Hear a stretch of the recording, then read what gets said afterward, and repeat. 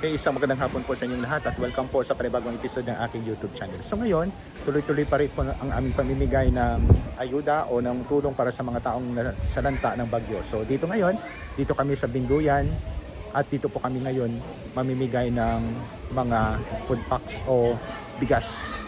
So antayin po na lang natin dahil umaambon at antayin po natin yung mga tao. Dito po kayo mag-start na po ng pamimigay sila. Ayan po.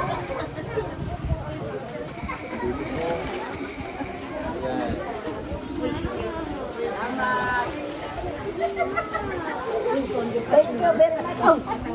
Okay, yun po yung ginawa po namin dito. So dito po ay umuulan ngayon at yun po yung mga nabigyan po.